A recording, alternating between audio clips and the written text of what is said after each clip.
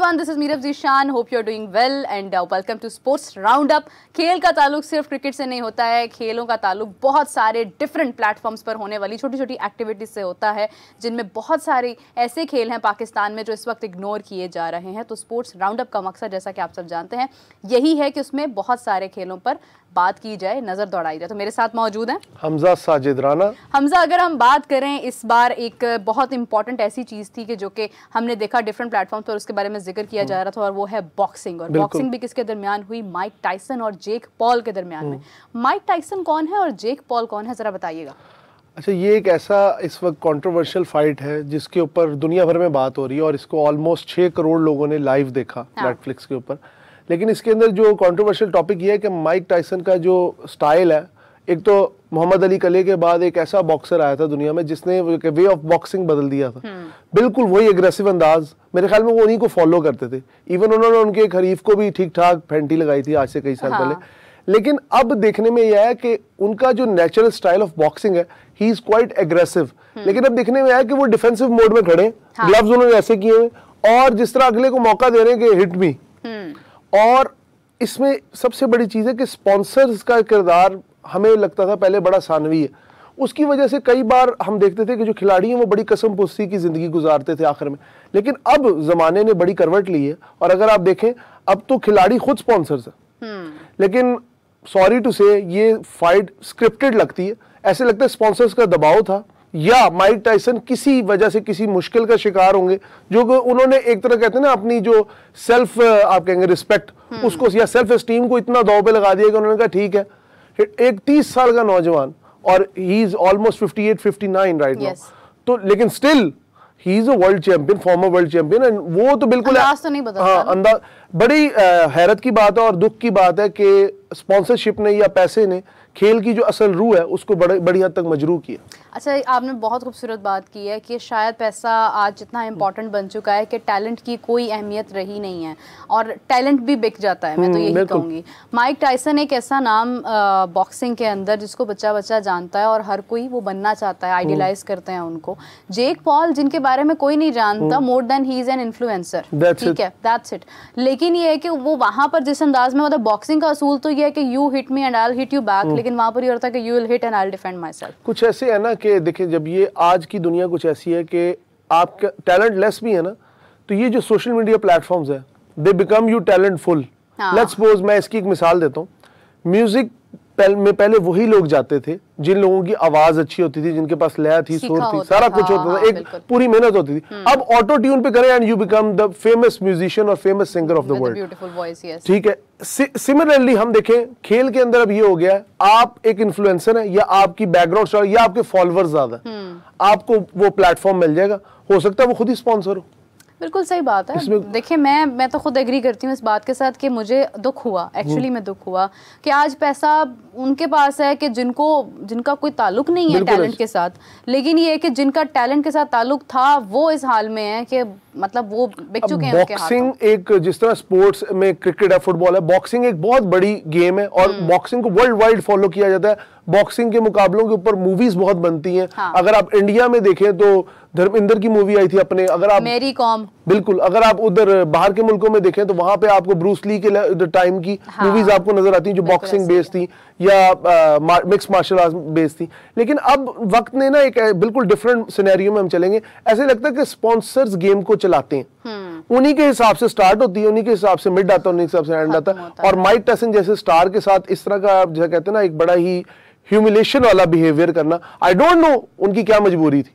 May be it is something personal. एक आवाज यही है और एक परसेप्शन यही है। अगर आप वो फाइट देखें तो आपको लगता है कि शायद ये स्क्रिप्टेड था, क्योंकि ही नेवर डिफेंड्स। उनका अंदाज ही ये नहीं है। एज भी अगर हो गई है, मैं लिटरली एक बात करूं कि अगर उनकी एज 60 क्या उनकी 70 भी होती, तो उनका जो अंदाज था वो वैसा नहीं था जैसा कि वो था किसी वक्त में। या एक आपकी आदत तो नहीं बदलती है ना, आपका स्टाइल नहीं बदलता है।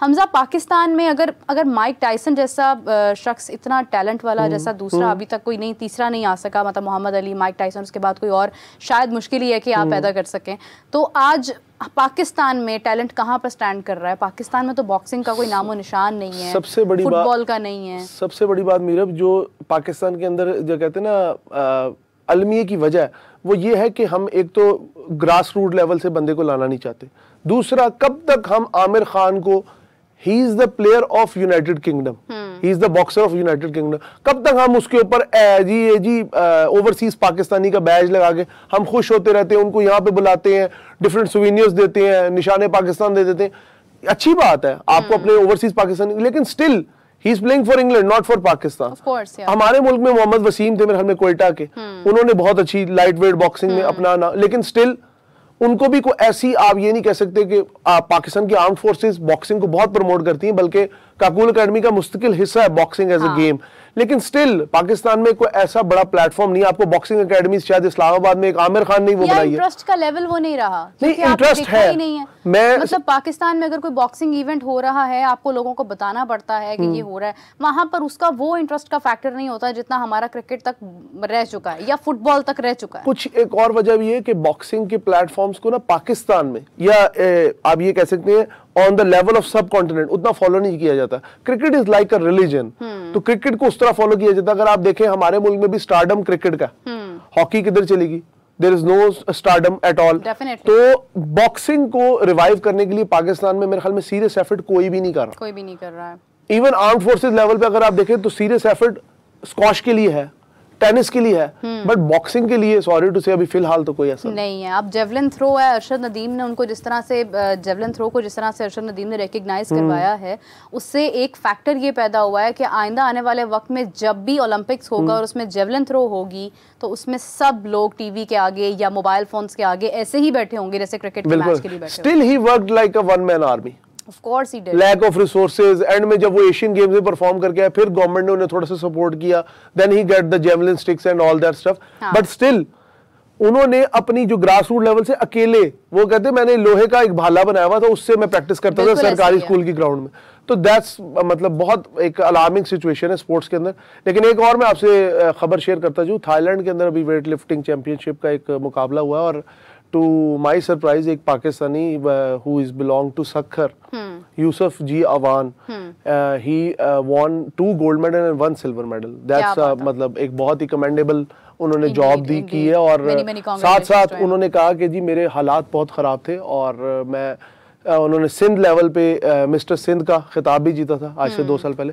स्टिल ही सेड के जी जो मेयर ऑफ सक्खर है, शेख अरसलान नाम है मेरे ख्याल में उनका, मीडिया रिपोर्ट्स के मुताबिक ही सेड के उन्होंने उन्हें बहुत हद तक सपोर्ट किया, और उन्हीं की सपोर्ट की वजह से वो इस लेवल पे आया। उन्होंने कहा अगर गवर्नमेंट सपोर्ट करे तो मैं पाकिस्तान को, जिस तरह अभी और भी लोग हैं ऐसे जो चाहते हैं उन्हें सपोर्ट, लेकिन वेट लिफ्टिंग के प्रोफेशन में एक मसला है, हमारे यहाँ लोग एनाबॉलिक स्टीरॉइड्स को इतना ज्यादा यूज कर लेते हैं कि बहुत छोटी एज में डेथ्स बहुत हो जाती हैं, और इस तरह हो जाती हैं। हम अपनी जो है वो ख्वाहिशात पूरी करने के लिए या मुल्क में अपना नाम बनाने के लिए उन राहों से गुजरते हैं कि बाद में हमें उनका मसाइल का सामना जो है वो बहुत ही बड़े फैक्टर पर जाकर करना पड़ता है। मिस्टर यूनिवर्स की बात की जाए तो आपने देखा हमारे पाकिस्तान के जो हैं वो बने हैं ऑल ओवर द वर्ल्ड। उन्होंने यूएसए में जाकर आई गेस के लॉस वेगस में वहाँ पर वो बाकायदा तौर पर हुआ, सेरेमनी हुई जहाँ पर उन्होंने मिस्टर यूनिवर्स का खिताब हासिल किया। और आप देखें कि इस तरह के कई ऐसे नाम हैं, कई ऐसे मुकामात हैं जहाँ पर पाकिस्तानी जाते हैं और अपना नाम रोशन करते हैं, लेकिन हमें ज़रूरत ये है कि हम यहाँ से टैलेंट को निकालें और सामने लेकर उसे निखारें। बिल्कुल ऐसी। क्रिकेट की बात करते चलें Hamza,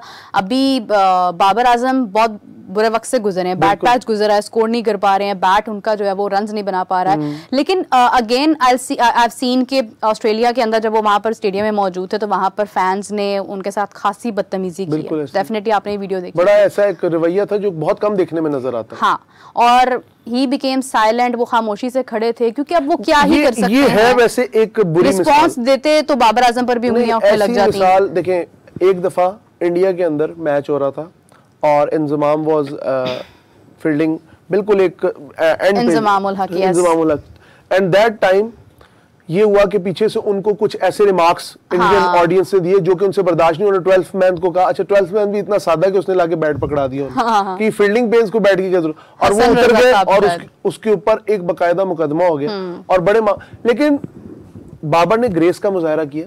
silence is the best message answer, तो बात, लेकिन स्टिल आप परफॉर्मेंस देंगे तो शायद ये वाले जुमले कसने वाले लोगों के मुंह खुद ही बंद हो जाएंगे। तो टैलेंट जो है वो तो होता है, लेकिन सपोर्ट बहुत इंपॉर्टेंट होती है, सपोर्ट करनी पड़ती है।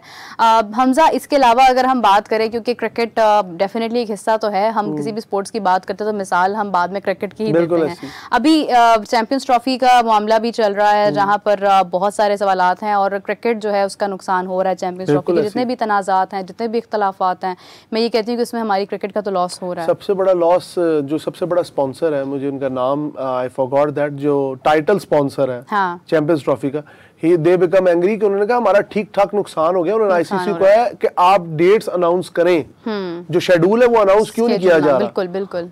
तो ये एक बड़ा मसला चल रहा है। और चैंपियंस ट्रॉफी के हवाले से मैं एक और बात बताता चलूं, फ्यू डेज बैक मैंने कराची की कुछ क्रिकेट अकेडमीज का दौरा किया। वहाँ पे चैंपियंस ट्रॉफी के हवाले से हमने एक शो कंडक्ट किया। तो वहाँ पे जो बच्चे थे उनका ये कहना था कि पाकिस्तान इज कैपेबल इनफ कि वो इंडिया के बगैर चैंपियंस ट्रॉफी कराए। लेकिन स्टिल मेरा कहने का मकसद ये है आम आवाम को भी कि India is the main competitor, of course, और उसके बगैर भूल जाते हैं लोग, उसके बगैर क्रिकेट नामुकम्मल है।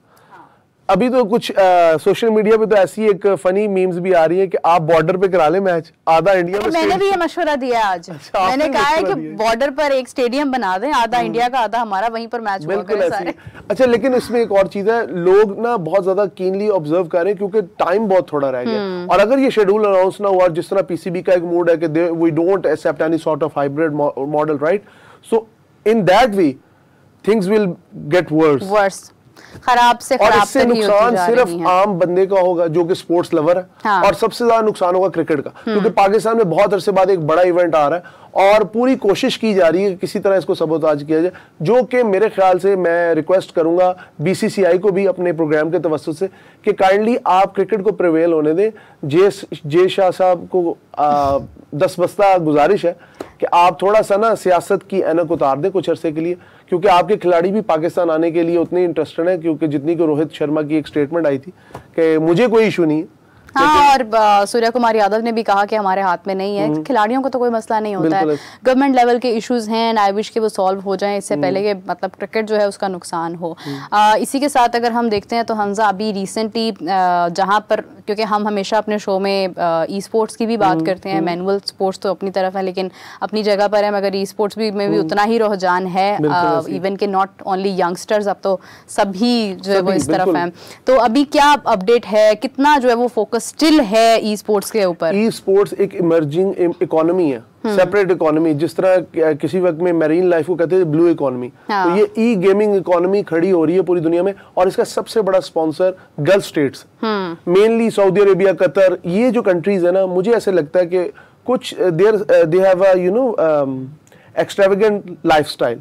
तो वो जो गेमिंग है ना, वो उस चीज को काफी हद तक प्रमोट करती है, क्योंकि उसमें नई टेक्नोलॉजीज यूज होंगी, 4K वीडियोस होंगी, तो वो ज्यादा अट्रैक्शन बिल्ड करती है। तो सऊदी अरब ने जिस तरह इन्वेस्टमेंट का भी ऐलान किया है इस सारी इंडस्ट्री के अंदर, और वो बड़े बड़े इवेंट्स करा रहे हैं। पाकिस्तान के अंदर अगर हम अभी तक देखें, 2-3 नामों के अलावा स्टिल कोई ऐसा नहीं है कि जो बहुत अपर एंड पे गया हो, लेकिन स्टिल ऐसी इमर्जिंग इकोनॉमी को हमें ज्वाइन करना चाहिए। क्योंकि मैंने ये देखा है, जब से एंड्रॉयड आए हैं, जब से ऐप स्टोर्स आए हैं, तब से बहुत नॉर्मल लोग भी, जो बिल्कुल जिनको हम टैलेंटलेस समझते हैं ना, इवन पाकिस्तानी ड्रामाज में भी गेमिंग को लेके एक बंदे को पूरा रोल दिया गया कि एंड में वो इतना सक्सेसफुल गेमर बना है कि वो एक बिजनेसमैन बन गया। हाँ। तो गेमिंग को प्रमोट किया जा रहा है ऑन डिफरेंट लेवल्स। तो अगर कोई चीज आपके एंटरटेनमेंट मीडिया में एज अ सब्जेक्ट आ जाए, तो दैट मीन्स उसके अंदर कोई पोटेंशियल है।